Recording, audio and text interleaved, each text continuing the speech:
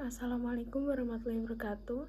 Kami dari kelompok 3 yang beranggotakan yang pertama yaitu Desi Eka Agustina, yang kedua yaitu saya sendiri Devani Putri Rianti sebagai moderator, dan yang ketiga adalah Dila Maya Safitri, yang keempat adalah Dinda Ayu Marcella, dan yang terakhir yang kelima yaitu Dini Febriani.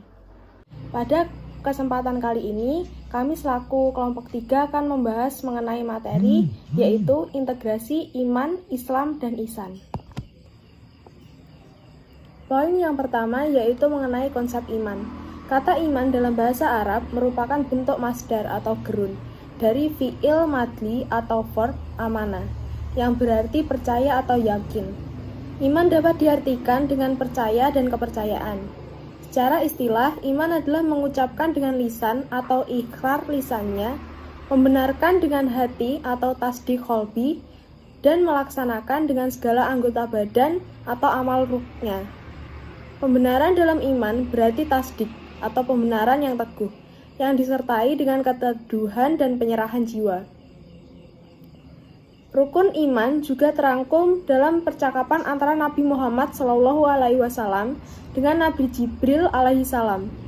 Rasulullah SAW berkata, "Kabarkanlah kepadaku tentang iman." Rasulullah SAW kemudian menjawab, "Engkau beriman kepada satu, yaitu Allah, 2 malaikatnya, 3 kitab-kitabnya, 4 para rasulnya, 5 hari akhir, dan yang keenam yaitu beriman kepada takdir, baik itu takdir yang baik maupun takdir yang buruk." Hadis riwayat Muslim. Selanjutnya, konsep Islam. Islam diturunkan kepada Nabi Muhammad SAW adalah wahyu Allah yang terakhir diturunkan kepada manusia. Kata Islam berasal dari bahasa Arab, adalah bentuk masdar dari kata kerja aslama, yuslimu, isliman, yang secara etimologi mengandung makna sejahtera, tidak cacat, selamat. Kata salam dan salim mengandung arti kedamaian, kepatuhan, dan penyerahan diri. Menurut Ma'luf 1986 halaman 48. Islam dibangun di atas 5 landasan, bersaksi bahwa tiada Tuhan yang berhak disembah kecuali Allah, dan Nabi Muhammad SAW adalah utusan Allah, mendirikan sholat, menunaikan zakat, pergi haji, dan puasa di bulan Ramadan. Hadis riwayat Al-Bukhari dan Muslim. Konsep ihsan. Secara etimologis, kata ihsan berasal dari ahsana, yusinu, ihsahnan, yang berarti berbuat baik. Secara terminologis, ihsan berarti apabila seorang beribadah kepada Allah Subhanahu wa Ta'ala seolah-olah ia melihatnya. Jika ia tidak mampu melihatnya, maka ia harus yakin bahwa Allah Subhanahu wa Ta'ala melihat perbuatannya. Hadis tentang ihsan ini diperkuat dalam Al-Quran surat Al-Isra surat ke-17 ayat 7 yang menjelaskan tentang ihsan. Jika kamu berbuat baik, berarti kamu berbuat baik bagi dirimu sendiri. Selanjutnya, proses terbentuknya iman dan upaya meningkatkannya. Diawali dari fitrah tauhid atau menyembah Allah, iman terbentuk dalam diri manusia. Yang pertama, iman adalah fitrah. Fitrah yang dimaksud adalah suci dari kekufuran, kemusyrikan, kemunafikan, serta suci dari dosa dan kesalahan. Sejak zaman azali, Allah telah melakukan sebuah perjanjian dengan arwah agar bertauhid atau mengesahkan Allah. Sebagaimana Allah Subhanahu wa Ta'ala berfirman pada Quran surat Al-Qasas ayat 56, "Dan ingatlah ketika Tuhanmu mengeluarkan keturunan anak-anak Adam dari dalam sulbi mereka, dan Allah mengambil kesaksian terhadap jiwa mereka seraya berfirman, 'Bukankah aku ini Tuhanmu?' Mereka menjawab, 'Benar, Engkaulah Tuhan kami. Kami menjadi saksi. Kami melakukan yang demikian itu agar di hari kiamat kamu tidak mengatakan, sesungguhnya kami Bani Adam adalah orang-orang yang lengah terhadap keesaan Allah.'" Dengan kata lain, setiap manusia yang lahir ke alam dunia sudah muslim karena sudah diambil kesaksiannya dan bersyahadat pada saat rohnya di alam azali. Yang kedua, iman adalah ikhtiar. Artinya, iman juga lahir karena adanya ikhtiar manusia. Dalam Quran surat Al-Kahfi ayat 29, Allah memberikan akal kepada manusia agar bisa berpikir dan menentukan pilihan keyakinannya. Dalam sebuah hadis juga dijelaskan bahwa setiap anak manusia terlahir di muka bumi ini dalam kondisi fitrah bertauhid atau mengesahkan Allah. Fitrah ini akan tumbuh kembang dengan baik ketika orang tua atau kondisi sosial masyarakat mempengaruhinya.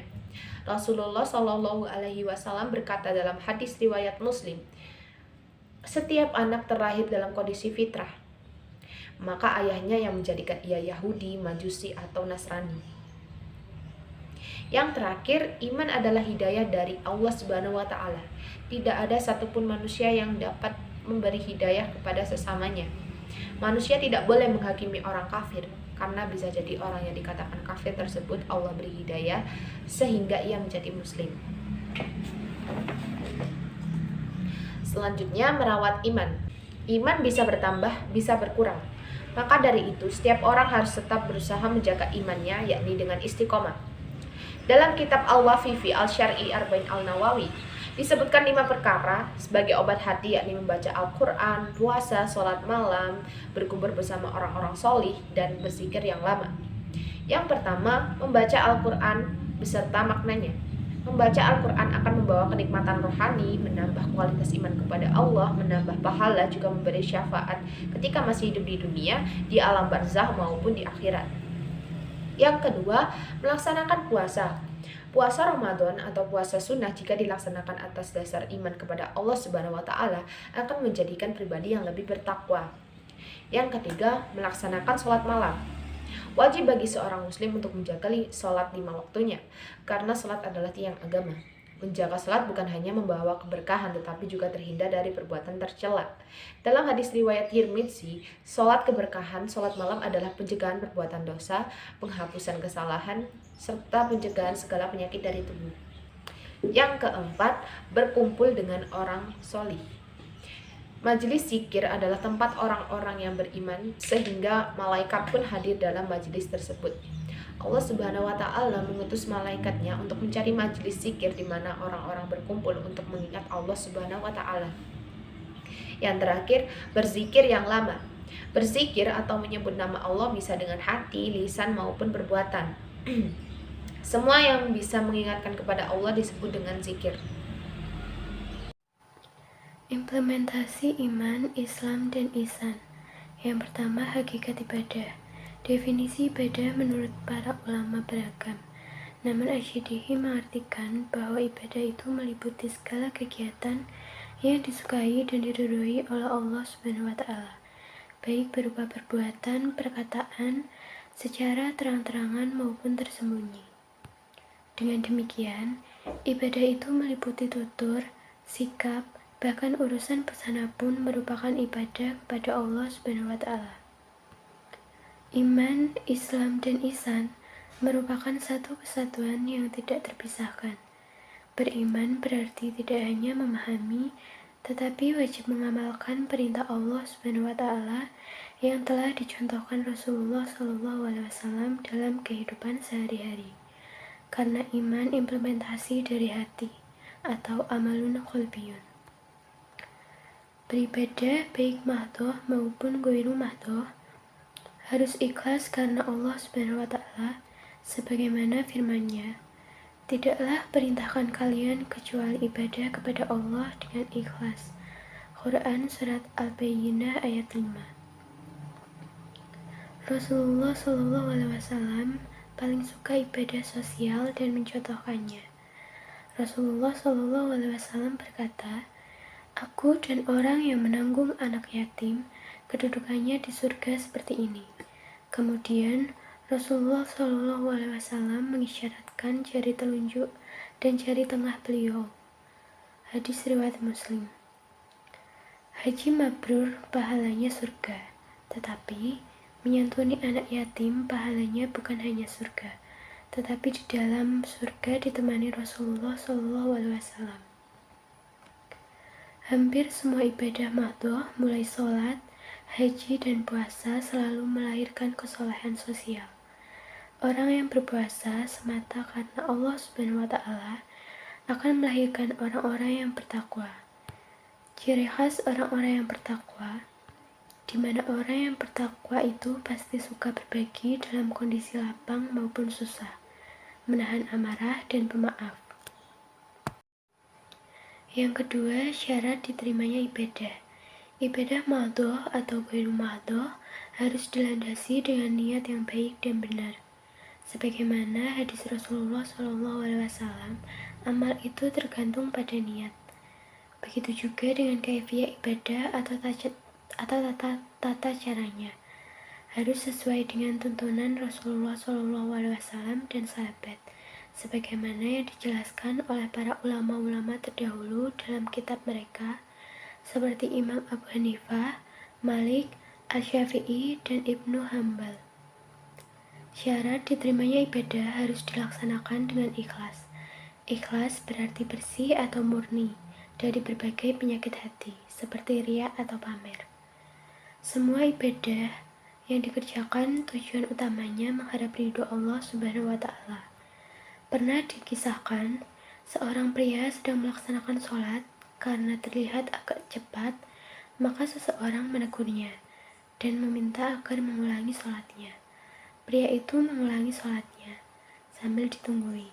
Setelah sholat selesai, pria yang menegur bertanya, "Enak sholat yang pertama apa kedua?" Kemudian pria itu menjawab, "Enak sholat yang pertama." Kemudian pria itu menjawab, "Sholat yang pertama itu karena Allah Subhanahu wa Ta'ala, sedangkan sholat yang kedua karena tekanan dan paksaan." Lalu selanjutnya adalah peran ihsan dalam pembentukan karakter. Iman, Islam, dan ihsan merupakan pilar agama Islam. Ketika ihsan ditanamkan dalam diri seseorang, maka dia akan merasakan kehadiran Allah.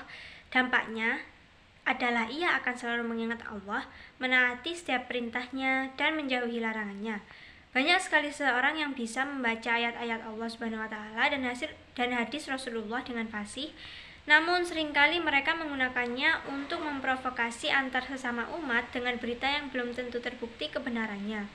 Padahal Allah Subhanahu wa Ta'ala berfirman yang artinya, "Wahai orang-orang yang beriman, jika datang kepada kalian orang fasik dengan membawa berita penting, maka hendaknya kalian mengklarifikasi." Quran Surat Al-Hujurat ayat 6. Walaupun berita tersebut adalah benar, tetapi tidak dibenarkan seseorang yang berkhutbah untuk menjelekkan antara sesama manusia dan memprovokasi untuk saling membenci. Hendaklah kita sebagai umat Islam mencontoh uswatin hasanah kita, yaitu Rasulullah SAW. Beliau tidak pernah mengujar kebencian, tidak pernah mementingkan urusan pribadi, dan beliau adalah sebaik-baik manusia dalam menerapkan iman, Islam, dan ihsan. Sekian presentasi dari kelompok kami. Apabila terdapat kesalahan dalam pengucapan kata atau kalimat, mohon dimaafkan. Terima kasih atas perhatiannya. Wassalamualaikum warahmatullahi wabarakatuh.